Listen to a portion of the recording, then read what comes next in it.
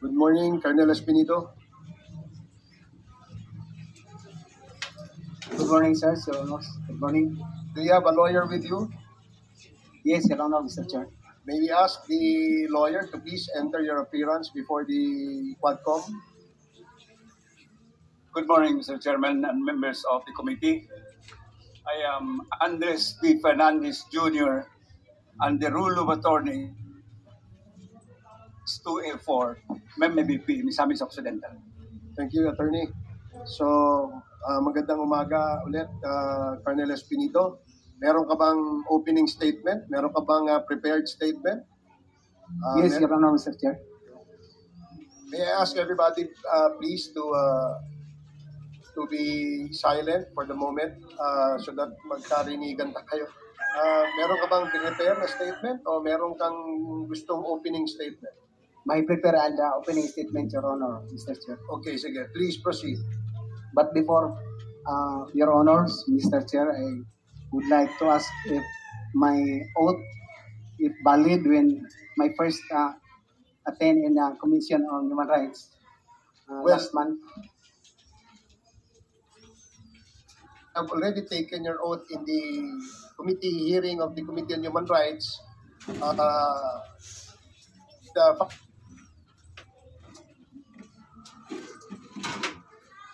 Our oath still exists, so to speak. But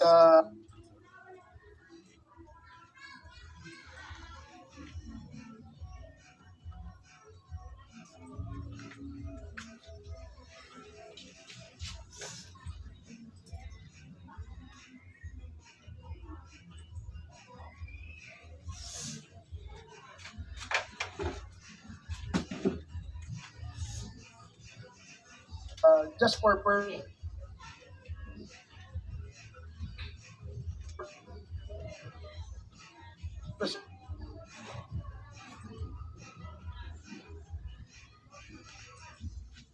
the oath to you, our committee said you are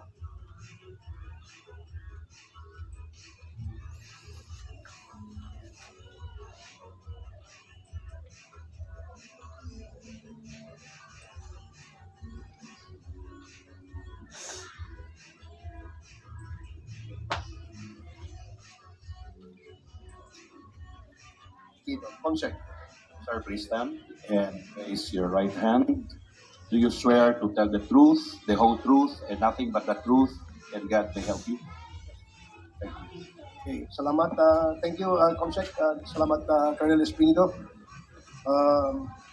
Please proceed with whatever you want to say. Before my opening statement, Your Honor, Mr. Chair, I would like to thank to my God for allowing me as one of your resource speaker, a resource person here in this Quad Committee, and to our Senior Deputy Speaker, Honorable Don Gonzales, sir, and Deputy Speaker, Honorable J.J. Suarez, sir, to all the Chairman of Quad Committee, members, uniform personnel, senior officers, visitors, good morning, sirs and ma'am. I am Police Lieutenant Colonel Juby Rodriguez Espinido, 55 years old, 28 years in service, and I assign presently at Police Regional Office 8 and Department Personnel Department, and my previous assignment, Your Honor, Mr. Chair, when I was assigned in Samar and Leyte and Albuera and Uzamis. Just only brief and concise opening statement, Your Honors, Mr. Chair. For the information of sa lahat naman, I was victim and very hold up with my family before I joined the PNP, and victim also in extortion.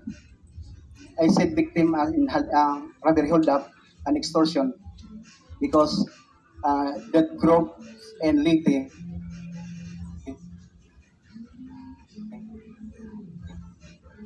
ako pa ang nakahuli na magpulis ako.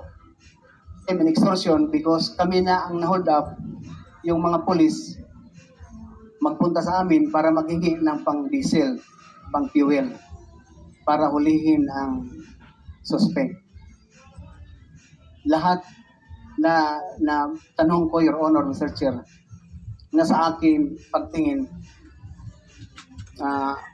kung ako ang magpulis, it can help the government and ma-change man lang ang system ng police in a little way. I believe that the purpose of this Quad Committee is aid of legislation. It may be my experiential or experience testimony can help to legislate or to amend the existing laws. For 12 years, Your Honor, Mr. Chair, I am Police Officer 1, Patrolman. Hindi ako naka-experience ng promotion. Why? Because in 2000, I am also batch of 1996 Public Safety Basic Recruit Course in PPEC and Regional Training School, Region 7, na 96, batch 96. I have encountered, Your Honor, Mr. Chair, na ako ang na-assign sa City Anti-Narcotics ng Ormoc in the time. 2000, I filed for 14 uniform personnel. Isa doon yung Regional Director for Administration, yung City Director ko, yung hippie ko mismo sa station, yung deputy. We are all 14 for bribery, direct bribery. Tumatanggap sila ng payula. Ako lang isa, Your Honor, Mr. Chair, ang nag-file ng complaint. I know, alam ko lahat kasi ako ang operatives ng City Anti-Narcotics Unit ng Ormoc at the time. Then after na si Espinido, Your Honor, Mr. Chair, na Super Cup ng Leyte. Kagawian ko na kung saan ako ma-assign yung worship ng station ko, morning at saka evening, pinapa-worship ko talaga ang mga pulis kasama ko. Nung lateral entry ako kasi at my commission shift, Your Honor, Mr. Chair, is through lateral entry. I am batch 08, 2008. First assignment ko na ako ang naging hippie ng Gandara, Samar. Ang purpose to disband the private armed groups of Samar. Then, for 1 month, I disbanded the group of Cabuños.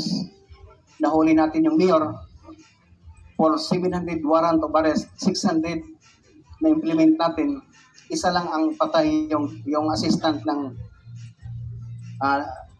private armed groups leader.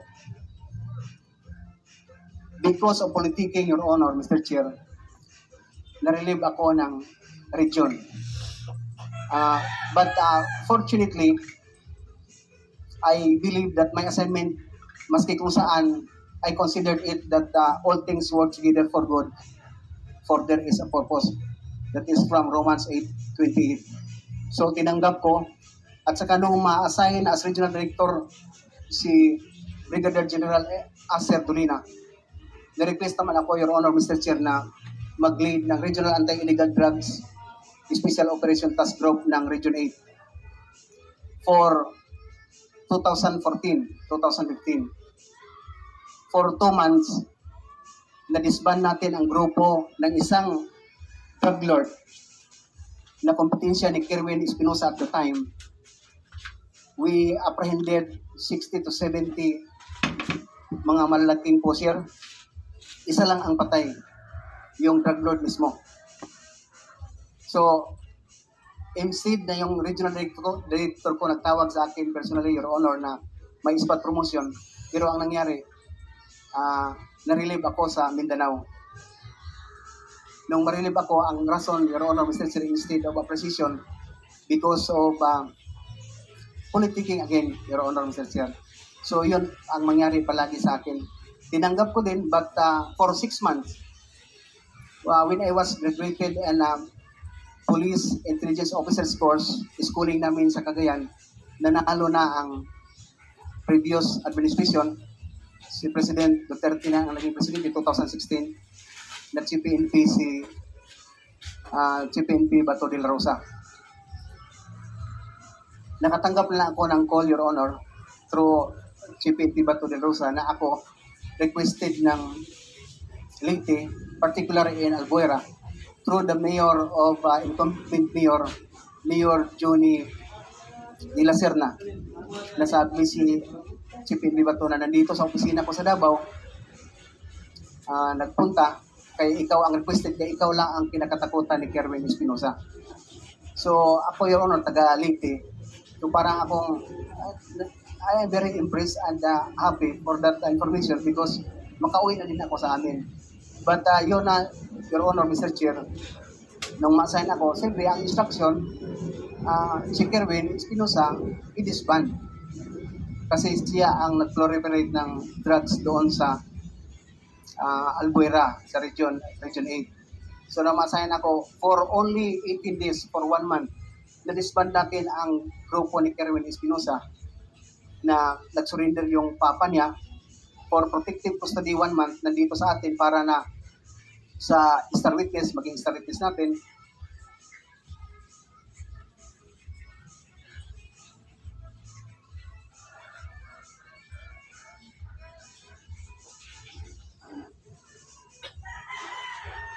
For the Senate hearing, doon mismo, Your Honor, Mr. Chair, nakarinig ako kay Senator Bato na ako involved ng drugs. Sabi daw ni Kerwin, tumatanggap ako ng 20,000 per month na na-assign ako sa Davao.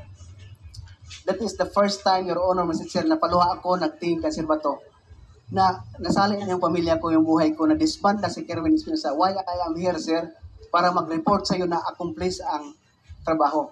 Although hindi sa akin yung responsibility na namatay si Mayor. But sabi ni CPNP Bato at the time na hindi nandito si Colonel Ferro. Colonel Ferro, sir, is head at the time of anti-illegal drugs group. Pidig na ngayon. So, kinonfirm ni Colonel Ferro na ako daw tumatanggap. Sabi ko, saan man si Kerwin, sir, hindi din ibigay sa akin si Kerwin ni isang bisis, isang minuto na si Kerwin ibigay sa akin nung mahuli si Kerwin, when in fact ako ang team leader ng folder ni Kerwin Espinosa. So nagtaka na ako, Your Honor, Mr. Chair, but I believe in God that the truth will set me free. When doon na sa Senate, Your Honor, Mr. Chair, kinocross na si Kerwin Espinosa, stated sa documents naman na sa lahat ng tanong ng mga senators at the time, na lahat ba tumatanggap ang tanong, ang sagot ni Kerwin Espinosa? Hindi lahat, sir, maliban kay Sir Espinido, na instead na hingian ko siya ng bank account, isend sa akin yung Bible verse. So, na-impress ako yun, but disappointed because alam ko na si Kerwin, magtanggap talaga yun na totoo kasi nandyan hinawakan nila si Kerwin Espinosa at that time, Your Honor, Mr. Chair. So, nagkataon, may trust tayo sa Panginoon na hindi talaga totoo. So, nangyari na hindi totoo.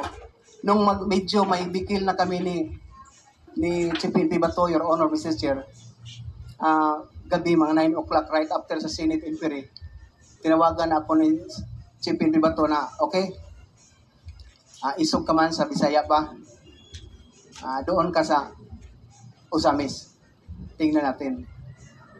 So, maraming nagsabi, Your Honor, Mr. Chair, na kung ako magpasayin ng Usamis, patayin. Kasi nandoon daw ako nilagay sa baba ng buhaya. But I believe in God always, Your Honor, Mr. Chair, that every assignment that I have, that is a blessing. And there is a purpose. Pinuntahan natin, Your Honor. They think na hindi makaya kasi parang in-underestimate lang yung pagkapulis ko because number 1, lateral entry ako. So, ganun ang mga nangyari, Your Honor, Mr. Chair, sa konting information na ibigay ko sa inyo ngayon. But to tell you to end, ako, Your Honor, Mr. Chair, hindi lang biktima ng rubber hold-up, extortion, biktima pa ako ng destabilization ng karakter ko. Ako ang number 1 na nag-disband ng grupo ni Kerwin Espinosa. But gusto nila na isali ako sa drug money na protector ni Kerwin Espinosa. Pangalawa, and I have, Your Honor, a list sa PR address list na sinali ako sa kay Espinosa as level 3, high value target, Your Honor, Mr. Chair. Drug lord pala si Espinido. So, doon na naman sa Usamis, nung ma-accomplish natin ang Usamis, Your Honor, Mr. Chair, pinapareport na naman ako sa office ni Police Brigadier General Archie Gambua na sinabihan ako doon na, Juby, involved ka pala sa Malaysian drug trafficking. Wala ako magawa, Your Honor, Mr. Chair, just only to pagdasal lang, Lord, ikaw talagang kakampi ko, ang pulis ngayon.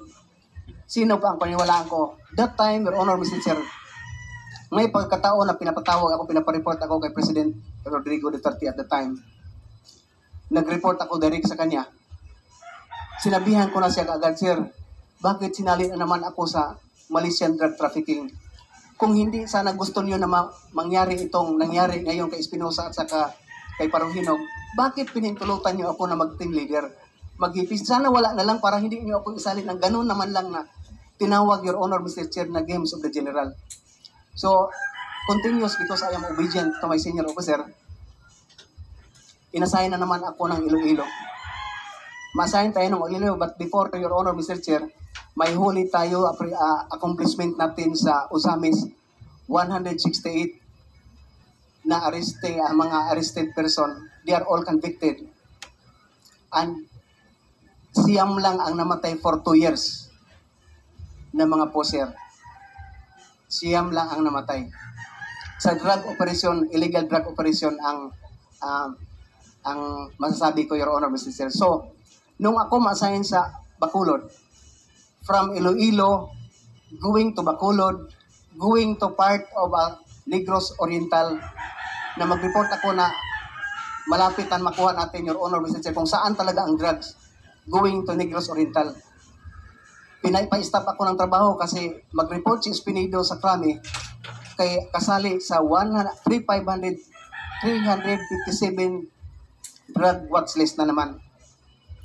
Nagpunta ako sa Camp Krami, Your Honor, Mr. Chair, hindi ko alam kung yun pala ang pakay ng pagpunta ko doon.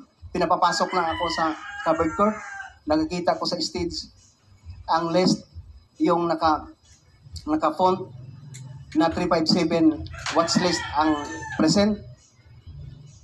Ako pa ang pinapauna na mag-drug test. Ako pa ang pinapauna na lie detector test. Sabi ng mga officer sa loob lang, Your Honor, Mr. Chair, Juby, bakit nasali ka dito? Akala namin kalaban kita. Kalaban kayo namin. Pero bakit nasali ka dito? So, ang daming tanong because alam ng mga officer na nagtrabaho sa Espinido na may Panginoon na totoo. So, best practices for me, Your Honor, Mr. Chair, before I end. Kung saan ako ma-assign, makita mo, Your Honor, Mr. Chair, yung stasyon ko na makita mo, papasok mo yung 10 commandments sa likod ng desk officer, yung Psalm 23:91 sa bawat poste ng station, yung mga signage ng checkpoint ko, Bible verse, at saka first offense ko, Your Honor, Mr. Chair, kung traffic violation lang, 10 commandments before ko mag-penalty sa kanila. Just to give emphasizing the police officer and even the constituents na talagang may Panginoon. Kasi sa akin, Mr. Chair, Your Honor, yung mga poser at saka user, they are all victims. Bigyan ko sila ng second chance. Kaya lahat ng mga istasyon na assign ako, I call the attention of the executive, the mayors, the siblings, and the other relatives. Nakausapin ko sila to give them a second chance. So yun ang ginawa ko, and it is recorded, Your Honor, Mr. Chair. So thank you for the time, Your Honor, Mr. Chair. And before siguro mag-in ako, sabi ko pa nga, I would like to distribute my sworn statement to make you have a perusal and reference.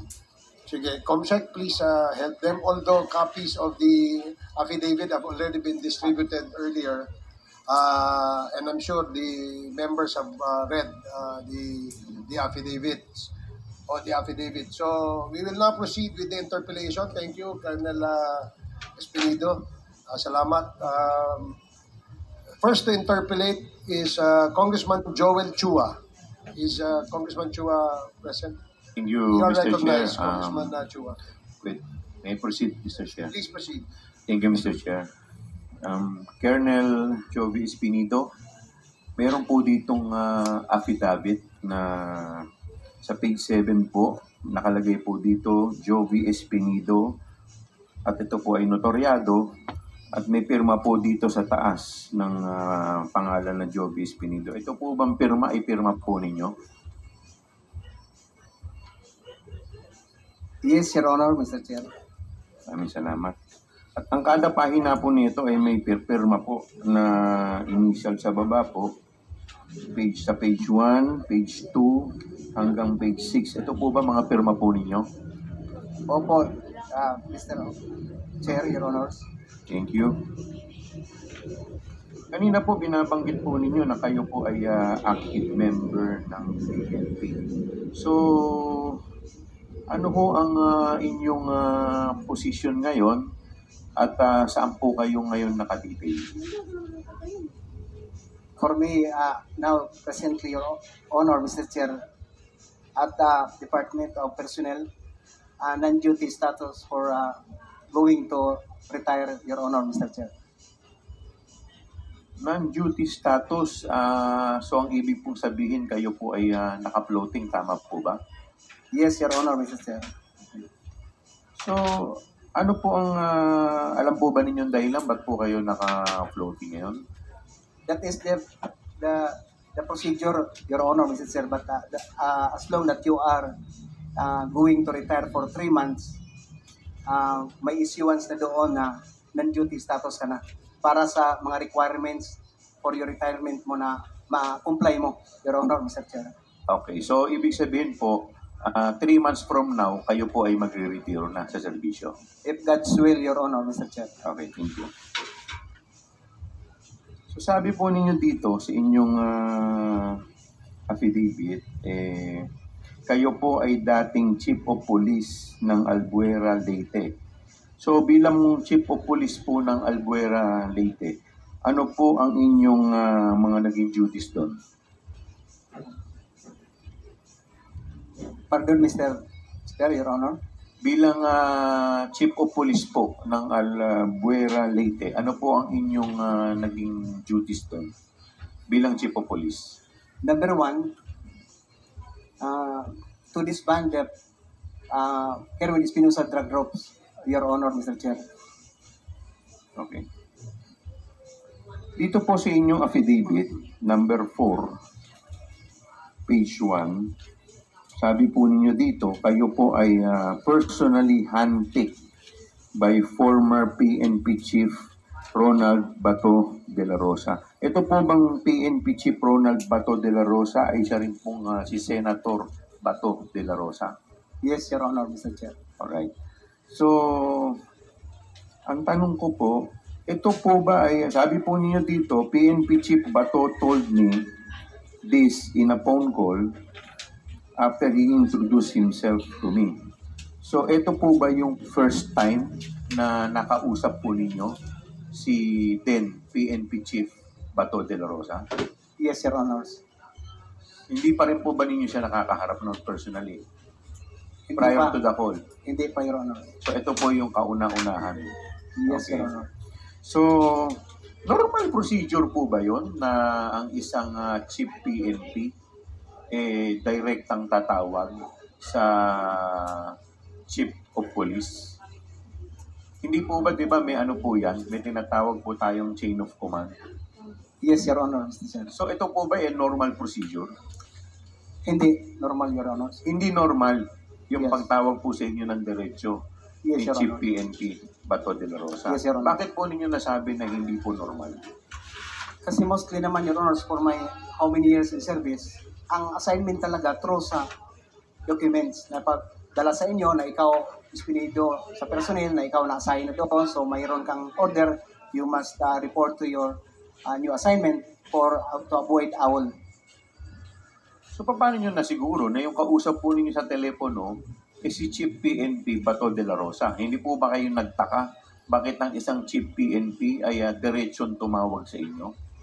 Your Honor, to hear the truth, kung ikaw tawagan ng Chief PNP, hindi magtaka, Your Honor, because masayahan ka. May impress ka na ikaw, ang liit mo, major ka lang ang rango mo, tinawagan ka ng Chief PNP. Nagpakilala naman siya, Your Honors, na siya si Chief PNP Bato de la Rosa, ang bagong hipi ngayon. Tapos yung mayor na sa tabi niya na nag-request, nakikilala ko, Your Honor. So nung time po na tinawagan kayo, at that time, ang rango po ninyo is major. Major, yes. Bas major, tama po ba? Major, Okay. yes, Your Honor. So nung kayo po ay nagkausap ni Chief PNP Bato de la Rosa, ano po yung mga specific instruction niya or marching order po sa inyo? Ang instruction lang, natulungan mo ako, Juby, at saka si President Duterte, about this war against illegal drugs. So dapat galingan mo, ikaw ang i-assign ko as Chief of Police ng Albuera. So dapat mawala na yung mga drugs sa Albuera. So Your Honors, yun yung natandaan ko. Meron po ba siyang sinabi kung paano mawawala ang mga drugs sa Albuera? Any specific instruction? Your Honor, Mr. Chair, ang police, isa lang ang word, general word na ibigay. Lahat alam na namin ang isang meaning din. Ano po yun? Pag sabi na mawala, kasali na yung mamatay. Mamatay? That is very obvious for us, an officer, So Your Honor. pag sinabi po sa inyo na mawala, ibig sabihin, mamatay, tao po. So, by all means, Your Honor. By all sasabi means. ko. Yes. Okay.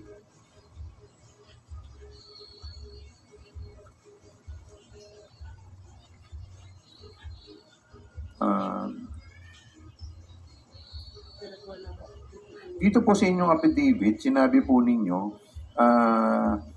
nagpunta po kayo doon specifically at to disband the group of Kerwin Espinosa. Tama po ba? Yes, Your Honor, Mr. Chair. Okay. Ano pong klaseng group ito? Yung kay Kerwin Espinosa?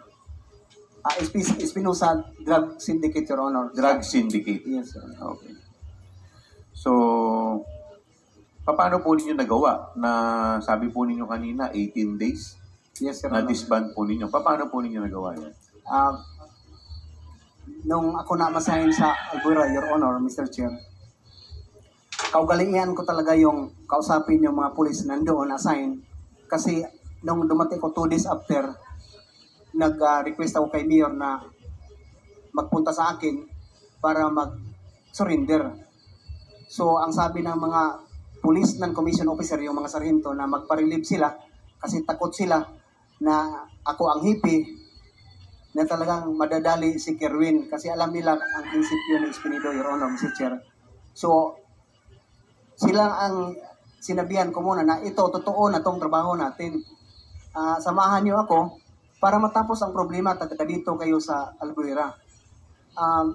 After 2 days, Your Honor, Mr. Chair, na pakinggan ko na lang through sa media na si Mayor Espinosa nag-surrender sa Camp Crame direct kay CPNP de la Rosa.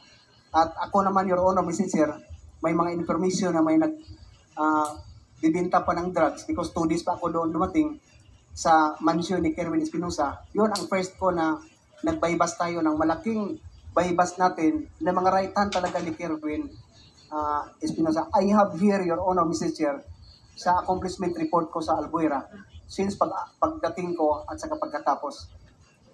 Sir, ang binabanggit po ninyo, ang sumurrender po is si Mayor Espinosa. Yes, Your Ang Honor. binubuwag po ninyo si Kerwin. So, si Mayor Espinosa po ba ay ama ni Kerwin? Tama po? Yes, Your Honor. Okay. Bakit po si Mayor Espinosa ang sumurrender? Hindi po si Kerwin. Ibig niyo po bang sabihin, magkakuntsaba po yung mag-ama sa drug trade?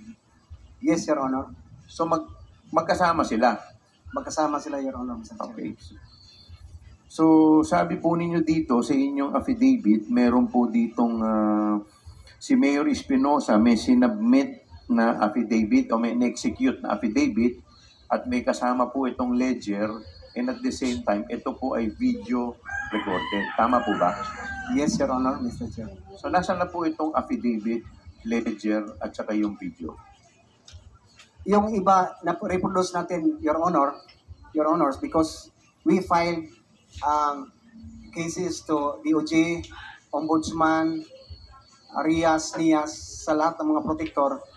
But actually, ang lahat ng original na file folder sana natin, Your Honor, ibinigay turn over ko sa provincial director namin at the time, Colonel Simborio. Brigadier General na ngayon, Franco Simborio, Your Honor, because I always going to relieve sa Usamis na. Please wrap up, Congressman Chua. Thank you po. So napansin ko po kasi dito sa inyong affidavit, unang-una tinawagan po kayo ng personal ni General Bato. Sabi po ninyo dahil kayo handpick. Dito po sa number 6 ng affidavit ninyo, sabi ninyo, si Chief PNP Bato po ay tinurn over sa inyo si Mayor Espinosa. And then, dito rin po sa isang sa number 12, page 3 ng inyong affidavit, sabi ninyo, I personally reported to PNP Chief De La Rosa at his office in Camp Crame. Yes, Your Tama po ba? Honor. Okay. So, lahat po ba ng galaw ninyo, diretso po ninyong nire-report kay former Chief PNP Bato De La Rosa? Yes, Your Honor. Hindi lang kay Chief PNP, Your Honor, pati sa Presidente. Direct ako mag-report. Diretso kayong nagre-report kay Presidente at saka Kay Chief PNP De La Rosa, Your so Honor. yung Presidente pong pinag-uusapan po natin, si President President Duterte, Your Honor. Duterte. Yes, Your Honor. So pag nag-report po kayo kay President Bato, nagre-report din po kayo kay Presidente. Tama po ba? Hindi, mas marami mag-report ako sa kay Presidente Rodrigo Duterte. At diretso po Your kayo Honor. nagre-report. Ah. Normal po ba isang, at that time sabi ninyo major kayo, normal po ba yon na yung isang major, diretsong nagre-report po sa kanila? Again, hindi, Your Honors. Hindi Okay. normal. So ibig sabihin po, kayo po ay kumukuha ng instruction directly from the President and Chief PNP Bato. Tama po ba? Yes, Your Honors. That's it, Mr. Chair. Thank you, Congressman Chua. The next to interpolate is Congressman. Thank you, Mr. Chair. Mr. Chair, our resource person today is a man I previously worked with. He was my first chief of police when I was the mayor of Usamis City. So I move, Mr. Chair, that I be allowed to address our resource person directly. Please proceed. Thank you, Mr. Chair. Colonel, magandang araw po. Magandang araw. Nabasa ko po ng maigi ang the same affidavit na binasa at kinumpirma ni Congressman Joel Chua. May tanong lang po with regards to your assignment in Usamis. Sinabi niyo po that it was PNP Chief Bato who tasked you to dismantle the local drug kingpin by all means necessary, and that supposedly meant to neutralize or eliminate the target. Dito din po sa affidavit ninyo, sinabi niyo po na si Mayor Aldong Paruhino nag-report sa inyo na itong lahat ay politically motivated or he is being politically persecuted. May tanong lang po, aside from PNP Chief Bato, may ibang tao po ba na nag-order sa inyo na i-dismantle yung drug group in Usamis City? Meron po bang local officials or other personalities involved? Or was it only Chief PNP Bato and the former president? It was only Chief PNP Bato De La Rosa, Your Honor, who gave an order. So wala pong iba. It was Chief PNP Bato. Yes, Your Honors. Sinabi niyo din po na tinawagan kayo ni Chief PNP Bato. the same question with Congressman Chua. Paano niyo po na-confirma na yun si Chief PNP Bato ang tumawag sa inyo? Number one, Your Honors, siya ang tumawag, nag-introduce sa kanyang sarili na siya si Chief PNP Bato, at nagsabi siya na sa katabi niya, nandito si Mayor Johnny De La Serna na nag-request. At saka right after na mag-usap kami, Your Honor, Mr. Chair, binigay niya yung cellphone niya kay Mayor Johnny De La Serna, in which si Johnny De La Serna, incumbent mayor ng Albuera, ay kaibigan ko. So alam niyo na po yung boses ni Chief PNP Bato? Yes, Your Honor. Colonel, sinabi niyo din po sa paragraph 18, in police language, it included neutralization or elimination of the target. Pwede po ba natin i-expound? Ano po ibig sabihin ng neutralization or elimination? Pwede po natin klaruhin? Ano po ibig sabihin nun? Yun, sinabi ko, Your Honor, Mr. Chair, pagka neutralization, it is very common for the officers na isa lang din ang meaning. No? By all means, ikaw na ang bahala ang operatives or ang frontliners or ikaw ang nag-implement ng istasyon or search warrant or warrant of arrest. So does that include, Colonel, na ang pagpatay sa target? Kasali na, Your Honors. So, kumbaga, parang sinasabi niyo po na yung order ni Chief PNP Bato to eliminate ay the same as saying patayin ang target?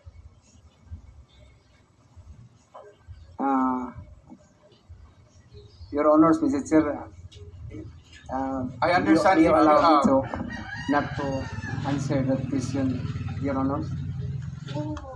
I understand if you will not answer it, Colonel. Sinabi niyo po sa inyong salaysay na na-establish nyo in 2 months na yung droga, na yung illegal drug supply in Ozamis ay nanggagaling sa Paruhinog crime family. Paano niyo po ito na-establish, Colonel? Your Honor, Mr. Chair, I've been assigned in Ozamis mid of December. I talked to the siblings, the mayor, the Paruhino family.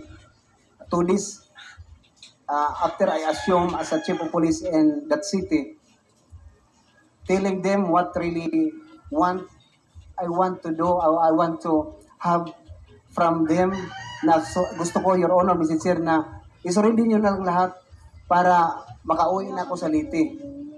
But then, sabi nila, politika yon.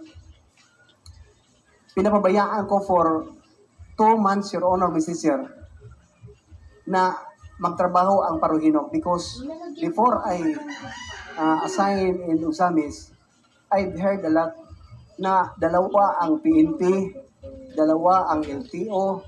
Ang PNP, that means ang isa, Philippine National Police, yung isa, Police ni Paruhinog.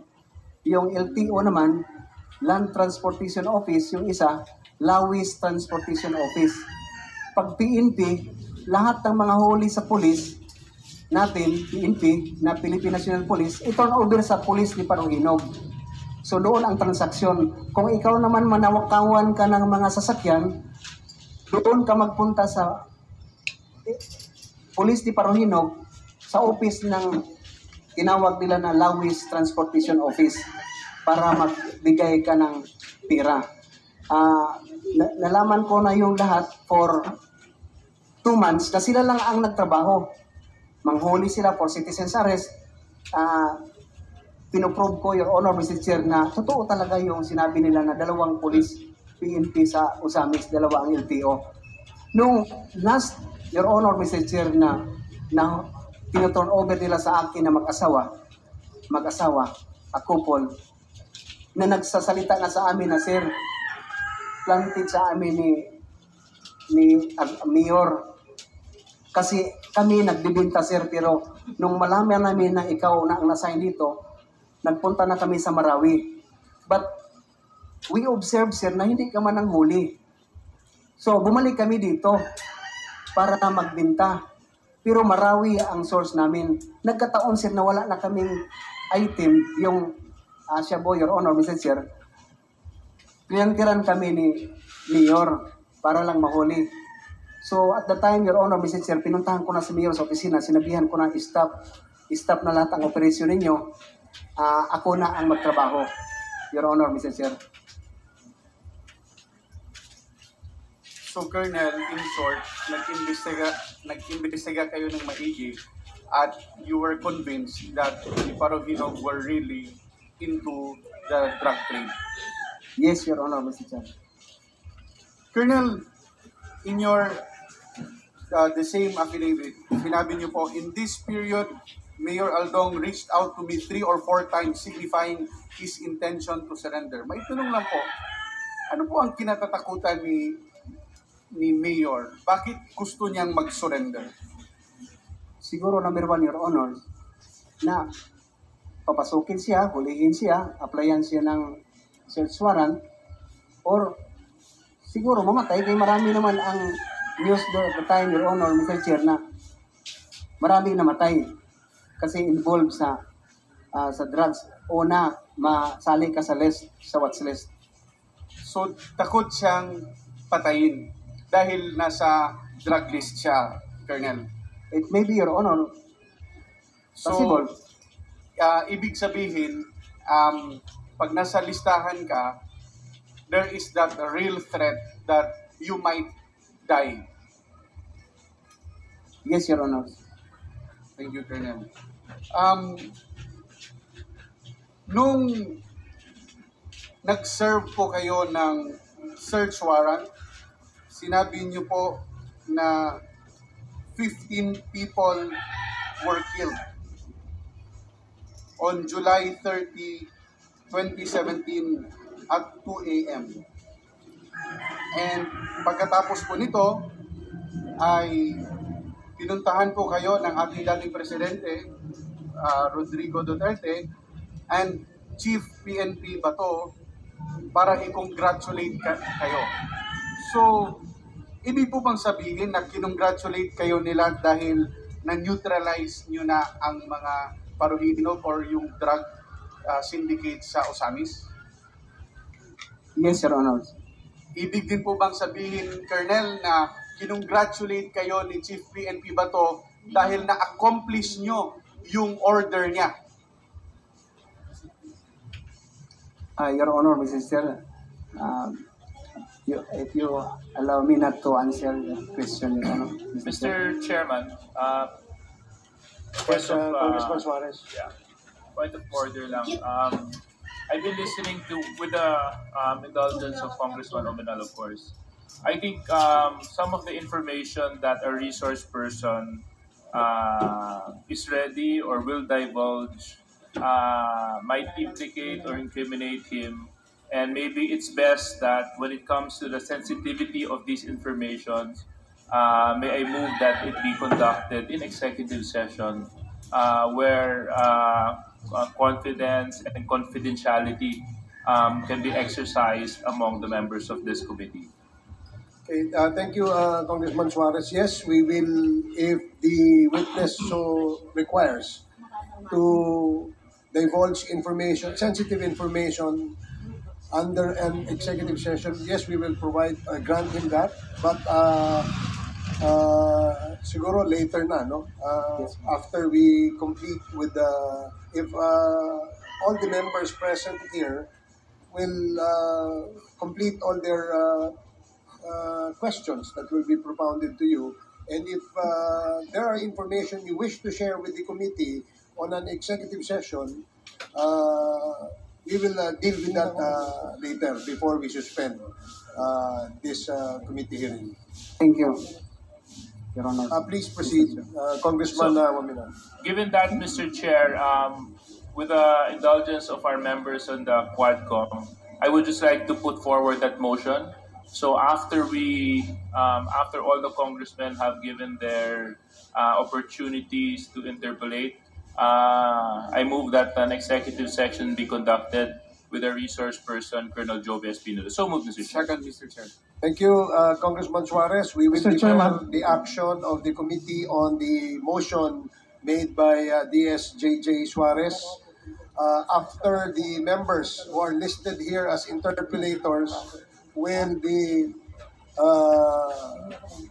will end their interpellation. So we will defer the action of the committee on the motion. Congressman Aquino. Yes, Mr. Chairman, can I move for a 3-minute suspension? Okay. Mr. Chairman.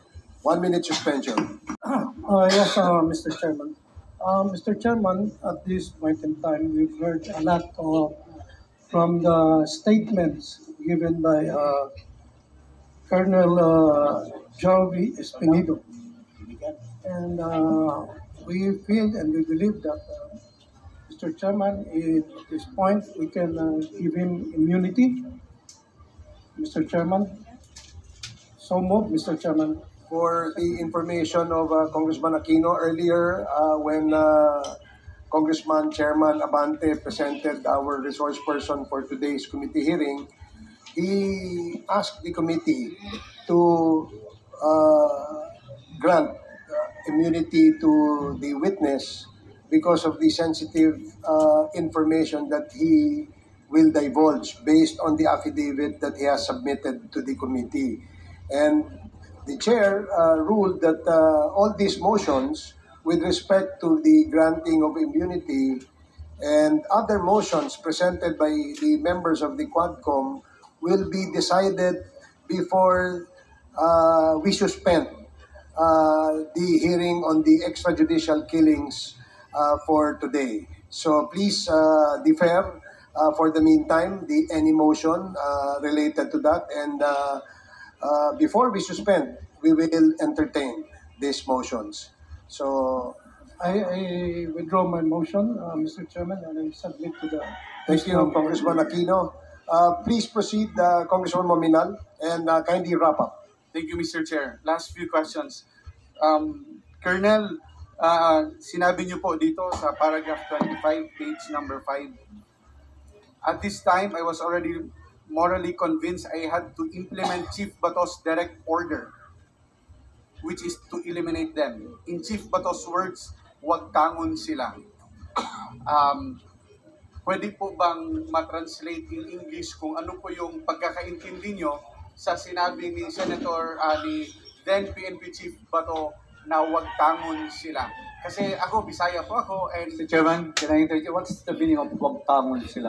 that is what I'm asking Colonel Jovi Espinido, Mr. Chair. Kung ano po yung pagkakaintindi niya. I mean, our chairman, Chairman Ace is also fluent in Bisaya, no? So pwede po elaborate kung ano po yung pagkakaintindi niyo. It doesn't have to be na yun yung order, pero pag sinabing wag tangon sila, ano po yung pagkakaintindi niyo, Colonel? Your Honor, Mr. Chair, ang magtangon sila parang the translation of English is eliminate, no? Eliminate or neutralize. Magkaisa lang, Your Honor, Mr. Chair. Eliminate and neutralize or wagtangon sila. Thank you, Colonel. Colonel, in the last part of your affidavit with regards to Ozami's assignment, you mentioned, and even in your opening statement, that after the Ozami's raid, nag-report po kayo, you were summoned by Major General Archie Gamboa. And in that said meeting, sinabihan po kayo that you have links with the Malaysian drug trafficking group. So, ano po ang reaction niyo nito at ano po ang implication for being linked or to be included now in the narco list? Disappointed, Your Honor, Mr. Chair. Nagtrabaho ang isang pulis ng totoo. Nagtrabaho na maigi to help, to contribute sa Philippine government as a posted war against illegal drugs. Pero ganun ang mapala ba ng isang pulis? So sino man ang mga pulis na courageable na maggawa namang ng mabuti, ng ganon. Kung ang mapala mo lang, ikaw pala kasali sa drug trafficking. So disappointed, grabe, Your Honor. But I believe always in my God na siya lang ang may alam. Because yun ang kinaugalingaan ko. Instead, pinagdasal ko sila. Nung pinagdasal ko sila, nung nangyari noon, Your Honor, Mr. Chair, sa totoo lang, na-crush yung chopper. Talagang, hindi naman ako may karma, pero pinapabaya ko sa Panginoon, Your Honor, Mr. Chair, that in Ecclesiastes chapter 12, verse 14, it says there, whether we do good or bad, and even done in secret, there is a consequence. So that's what really feel about sa marinig ko yung kasali ako sa malicious drug trafficking, Your Honor, Mr. Chair. Colonel, nung nalaman nyo na nasa listahan kayo, naniniwala ba kayo na may planong kayo naman ang eliminate dahil nasama na kayo sa narco list? I admit and confirm that, Your Honor, Mr. Chair, na ako talaga itarget na. Dahil nilagay kayo sa listahan, ngayon kayo po ay naging target. Yes, Your Honor, Mr. Chair. So, balik po tayo dun sa pananaw ni the late Mayor Aldong na natakot siya na patayin siya dahil nandun siya sa listahan. The same sentiment na din po yung naramdaman nyo, Colonel. Hindi, Your Honor, Mr. Chair, hindi ako takot because yung kinakatakutan ko ang Panginoon lang, Your Honor, Mr. Chair, sa totoo lang. Hindi po kayo takot na patayin, pero naisip nyo po na patayin kayo. Siguro, yes, Your Honor. When in fact, Your Honor, Mr. Chair, nung ako malis sa watch list, pati bahay ko pinuntahan ng mga CIDG, pinasok para picturean lang. Yung account ko na nag-iisa lang na account ko na may 50,000 pesos ang natira para sa enrollment ng anak ko. Pinapaklose pa kasi drug lord si Espinido. Pero ganun lang ang buhay, Your Honor, Mr. Chair. Thank you, Colonel. Last two questions, Colonel. Ano po kaya ang dahilan? Bakit nag-order si Chief PNP Bato na i-dismantle yung drug trade sa Ozamis? Ano po yung dahilan? Dahil ba gusto niya matigil talaga yung proliferation of drugs or may ibang dahilan? Pwede niyo po masagot, Colonel. Kayo po ay naging intel officer. So, whatever you gathered in your time as intel officer and of course, with your knowledge and your wisdom and sa kakayahan niyo po. So, ano po yung tingin niyo? Bakit pina-eliminate yung drug lord sa Ozamis? Your Honor, Mr. Chair, dalawa lang ang pag-intindi ko. Number one, na mag-instruction sila para ako madali. No, kasi galit sila na na-disband ko si Kerwin Espinosa. Why I say this? Si Kerwin Espinosa, tao nila. Magsabi ako tao nila kasi hindi binigay sa akin. When in fact, Your Honor, Mr. Chair, pinailan pa ko ng complaint ni Kerwin Espinosa sa Ombudsman. Samantala, si Kerwin, hinawakan na ng EIDG. Pagkatapos, nasuspend ako for 1 month for that, Your Honor, Mr. Chair. Din, kasi nakita nila na disband si Kerwin Espinosa na tao nila, ilagay natin si Espinido sa Ozamis para mamatay. Siguro ang pag-isip nila, Your Honor, Mr. Chair, na nag-underestimate kay Espinido kasi si Espinido, only a lateral. Wala akong schooling ng special course. Wala akong schooling. Simple na si Espinido. Grade 1, section 10 lang. Pero, ang pag-underestimate nila, na-accomplish ko yung Espinosa drug drops, galit na naman sila. Bakit, Your Honor, Mr. Chair?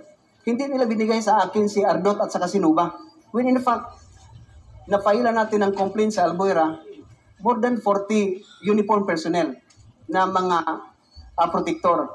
Sa kay Paruhinog, hindi ako nakapag-file ni isa na protector kasi hindi nila binigay sa akin si Nuba Paruhinog. Maski isa lang minuto na kausapin ko at saka si Ardot Paruhinog when he arrested in Taiwan.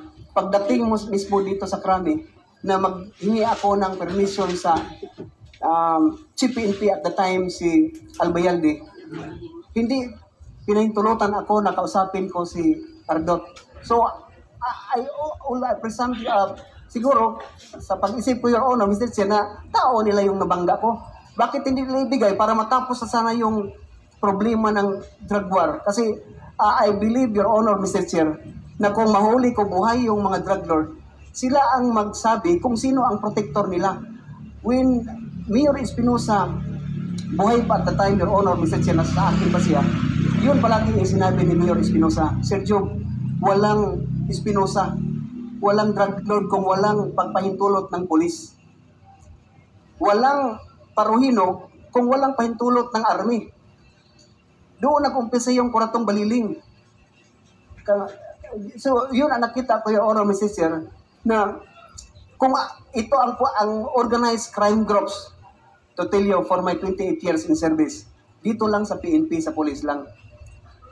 Kung maski gusto pa ng mayor, congressman, gobernador, kung gusto pa nila, kung ang police stand like a brave stick to implement the rule of law, walang magawa ang politician. Pero galing sa PNP ang drugs, ang illegal gambling, carnapping, kidnapping, galing sa PNP, Your Honor, Mr. Chair.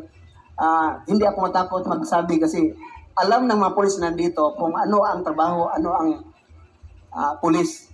So at least, Your Honor, Mr. Chair, binigyan niyo ako ng pagkataon. At least, may Panginoon ko, bahala na siya. Okay. Is that your last question, Congressman Wabinan? Yes, Mr. Chair. Mr. Chair, I firmly believe that it is imperative for this August body to investigate further, to seek the truth behind all this information we have received today through the statements of Colonel Jovi Espinido. And now ay sa ating executive session ay mas detalyado pa po ang ma-expose ng ating resource person para matulungan ang committee na makuha natin ang katotohanan na gusto nating malaman. Maraming salamat po, Mr. Chair. Okay, thank you, Congressman Wabinan. The next to interpolate is Congresswoman Migs Nograles. You're recognized. Thank you, Mr. Chair. Mayong udto, Colonel. Mayong udto, ma'am, Your Honors. Sa inyong affidavit, nakasulot dito, Mr. Chair, na sa paragraph 30, I confirm that there was a quota and reward system. So may quota and reward system. Ano po itong quota and quota system at ang reward system, Mr. Chair? Dalawa yon, Your Honor, Your Honors, Mr. Chair. Pag-quota at saka reward. Sa akin naman, we implemented in accordance with the law, Your Honors. Ang quota, bawat araw dapat ang pulis may matukhang yung knock and play. Puntahan yung mga nasa list para pasurindirin sa police station para sila marehab or voluntarily. Ang reward naman, it's very obvious for my assignment, Your Honor, Mr. Chair, na lahat ng mga operasyon through by-bust operation, search warrant, implementation, may reward system yung mga local official. Ano ko, Your Honor, Mr. Chair, ang Osamis na nagbigay si Mayor Paruhinog ng 100,000 bawat accomplishment ng by-bust operation. So nakatanggap kami ng 600,000. No, mga lalaki yon na mga pusher sa Osamis. So yun ang pag-intindi ko. The other quota naman at saka yung reward system, alam ng mga pulis lahat yun, Your Honor, Mr. Chair, na patayin, may reward. Kung mamatay yung nasa watch list, may reward system yun ang ibigay. Your Honor, Mr. Chair, maski may kasalanan yun o wala, may ginawa na totoong nabaybas o wala, yun ang pag-intindi ko sa dalawang klase ng reward at saka quota, Your Honors. Mr. Chair, para lang maklaro, so yung quota system, merong nag-a-identify ng mga tao. Tama? Yes, Your Honor. Itong quota, kanino galing ang listahan para ma-hit ang quota? From the DI at sa PDEA, mag-consolidate yun sila, Your Honors, Mr. Chair. Yung mga intel community. So, bago nila ibigay kay PRRD sa list. So may nag-o-order, nagbibigay ng listahan dito sa inyo at ibibigay po, Mr. Chair, na ito ang mga listahan, kailangan yung i-hit ang quota kada adlaw, kada araw. Paano pag hindi ma-hit ang quota, Mr. Chair?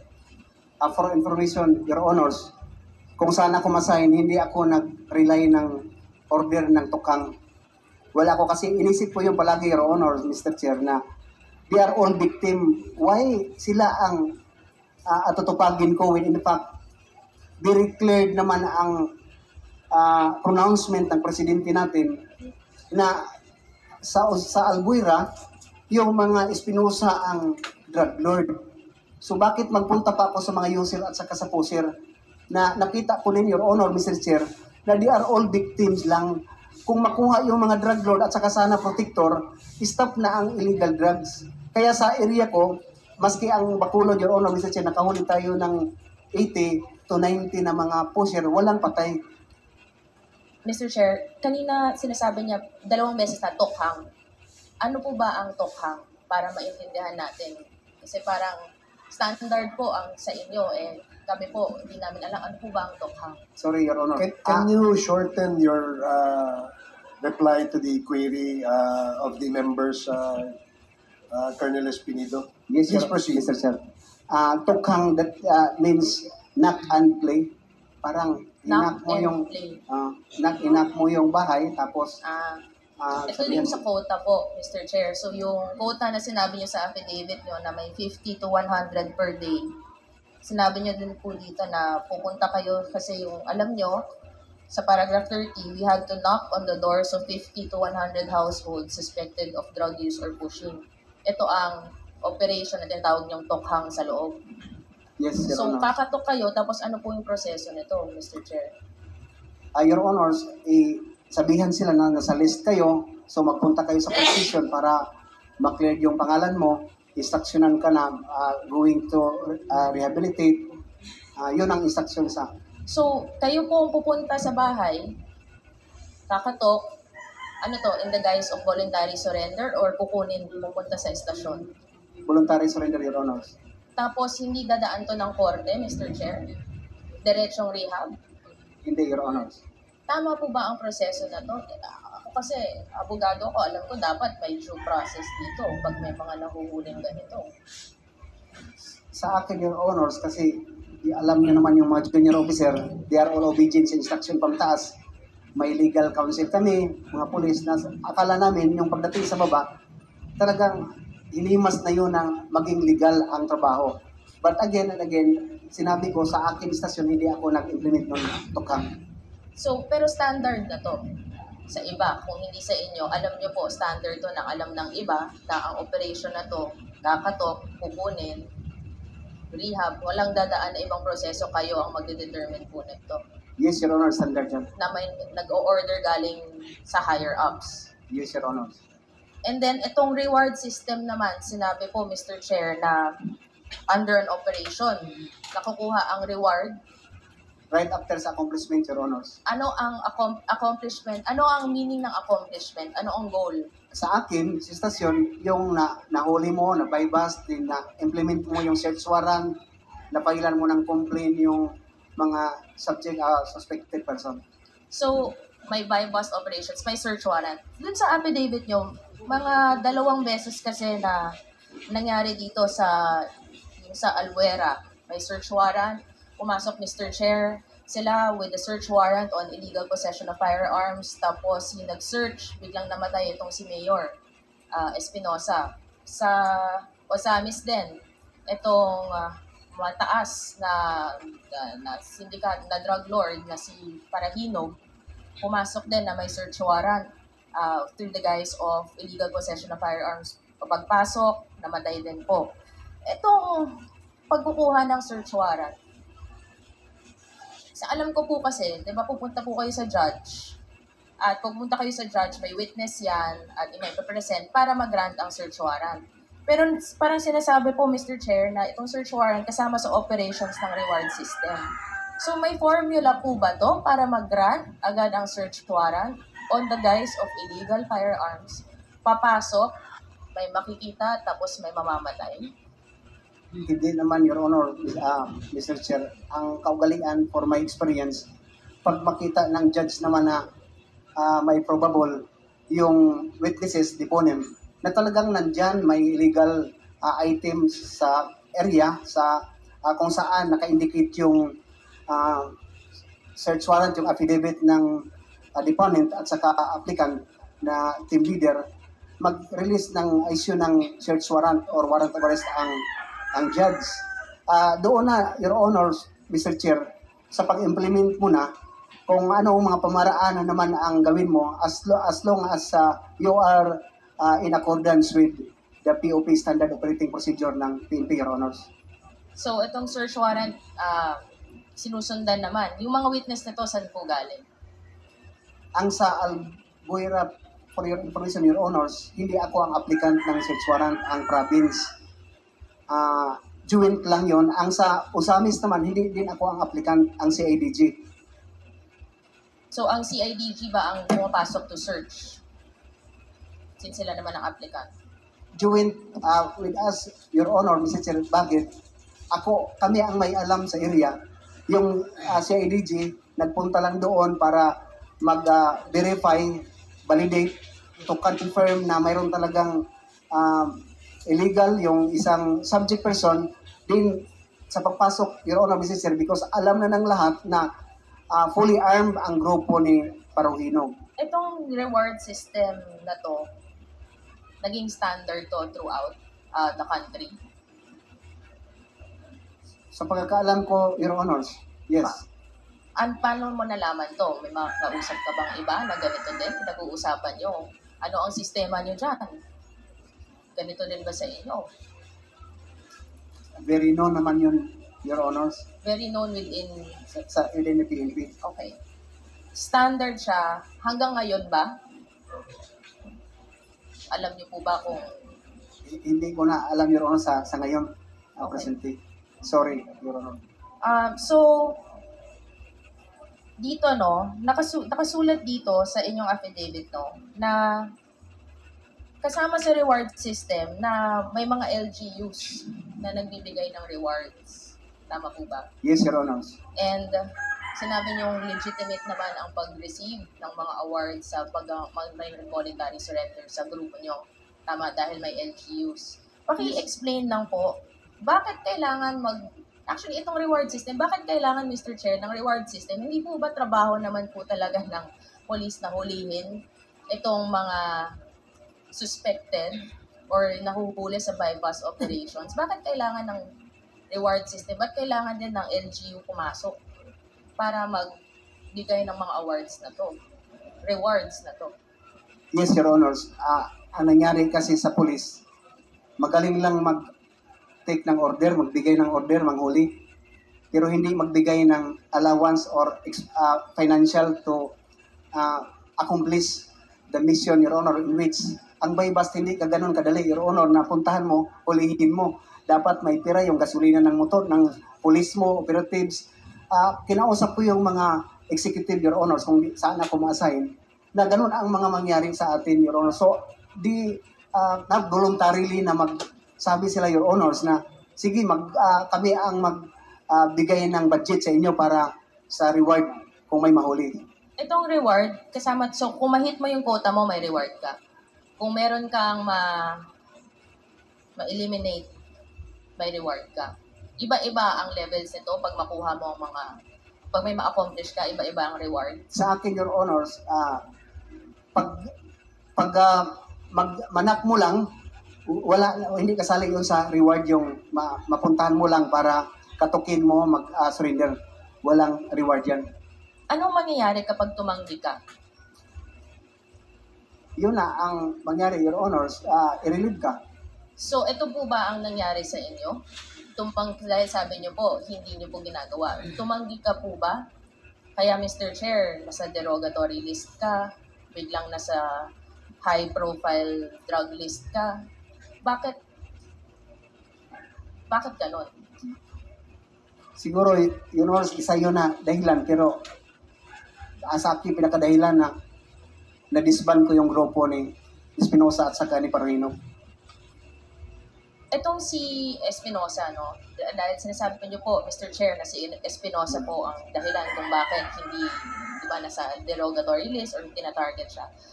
Sa affidavit niyo earlier, sinabi niyo na sinabi ni Senator Bato de la Rosa, no, na ikaw ang inassign niya, tinawagan ka po niya para i-disband itong grupo ni Kerwin Espinosa. And then later on sa affidavit niyo naman, sinabi niyo naman na meron kayong mga binild up na kaso against Kerwin Espinosa that later on na dismiss. Yes, Your Honor. So, pwede ba i-explain na bakit sa una, ito ang orders na binigay sa inyo ng hepe nyo, no? Tapos biglang siya naman din po ang nag-dismiss. Anong nangyari sa gitna? Bakit biglang may protection na tong si Kerwin Espinosa? Yun ang pinagtaka ko una, Your Honors, na kompleto na, na-disband na yung papa niya, star witness ko na, nakakustody niya sa akin yung mga witnesses, if I am not mistaken, Your Honor, I remember, na mga 8-10 na mga witnesses, na mga right hand talaga ni Kerwin, na nag-execute ng affidavit against sa mga protector. Pero, nakapagtaka naman sa akin, Your Honors, na hindi nila binigay sa akin si Kerwin. Pagkatapos, just to confirm sana sa mga affidavit nila, na totoo yun. And yun ang nangyari, na sa akin naman, na tinignan ko na hindi na lang tayo mag-umimik, Your Honors. Alam nyo, yung junior officer, hindi ka ganun ka-brave na sagutin yung CPNP, bakit? So, kumbaga, Mr. Chair, parang may protection, may sistema din ng protection dito, Mr. Chair. Tama po ba, Colonel? Yes, Your Honor. So, may sistema ng reward, may sistema ng quota, may sistema din ng protection dito, Mr. Chair. Sa inyong affidavit, Colonel, nakasulat dito na may funding dito sa pagbibigay ng reward, dito sa sistema ng reward system. Isa sa mga sinabi nyo earlier, sabi nyo galing may LGU na nagbibigay ng reward. May isa po dito nakasulat na sa affidavit nyo sa STL or Small Town Lottery. Paano po nangyayari yon na ang STL ang nagpopondo sa pagbibigay ng reward system na ating na-establish earlier? Nakilala ko, Your Honors, si Mayor David Navarro, Mayor of Clarin, Misamis Occidental. Nung nangyayari, Your Honor, na si Mayor Navarro is included in watch list, sa drug watch list ni PRRD. Tumawag sa akin personally si Chief NP Bato de la Rosa at saka si Senator Bongo mismo na nag-declared kay Mayor Navarro. Sabi nila, wag mo nang galawin si Mayor Navarro kasi cleared yan. Wala na yon. Ang sagot ko naman, Your Honors. Sorry, Mr. Chair, iklaro lang natin para malinaw. Itong Mayor Navarro nasa drug list, nasa watch list, Yes, na Your drug Honor. lord siya. Yes, Your Honor. And pinigilan po kayo, habulin. Sinabihan na ako, hindi ko alam bakit sinali ako na hindi ko man area ang Clarin. Sinabihan po kayo na huwag niyong galawin. Yes, Your Honors. Itong Mayor Navarro na to na nasa watch list, kasama po ba siya sa mga nag-handle ng mga STL sa area niya? Yes, Your Honors. Kasama yun sa reward system. So, ibig sabihin siya nagpopondo sa reward system kahit na nasa drug list siya, nasa watch list siya. Probably, Your Honors. And may direct order kayong natanggap galing sa dalawang very known personalities.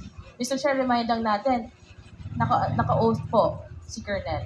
Mabigat po ang mga lumalabas na pangalan dito. So, I would like to remind our resource person na talagang sana totoo po. Ito, lahat ang sinasabi niya dahil under oath po kayo. Yes, Your Sila Honor. mismo ang nagsabi, wag galawin kahit na alam nyo po nasa drug list, nasa watch list. Yes, Your Honor. Dahil po, kasama siya sa STL na pumupondo, kasama sa reward system. Yes, Your Honor. Pakiulit lang po, sino ang nagsabi sa inyo na huwag galawin itong na pumopondo na drug lord sa STL, sa reward system. Sino pong nag-order sa inyo na huwag galawin po? Your Honor, Mr. Chair, can I answer that in a executive session, Your Honors?